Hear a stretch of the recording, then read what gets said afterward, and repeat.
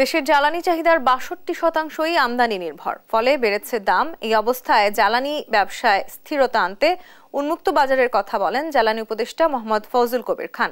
সকালে Dhaka chamber of commerce আয়োজিত জ্বালানির দাম এবং এর স্থিতিশীলতা সংক্রান্ত এক সেমিনারে এসব কথা জানান তিনি। বলেন, ২০১০-এর কালো আইন বাতিল করা হয়েছে, উন্মুক্ত করা হয়েছে ভোলার এলএনজি স্টেশন। সেই সঙ্গে রিফাইনারি না থাকলেও আমদানি করা যাবে জ্বালানি তেল।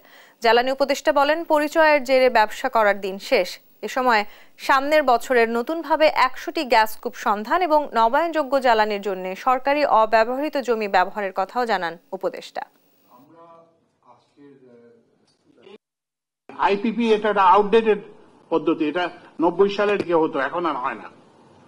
এখন আমরা একটা ভিন্ন পদ্ধতিতে যাচ্ছি, সেটা হচ্ছে যে মার্চেন্ট পাওয়ার প্ল্যান্ট, যে আপনি বিদ্যুৎ কেন্দ্র স্থাপন করবেন এবং আপনি আপনার পছন্দের গ্রাহকের কাছে এটা বিক্রি করবেন।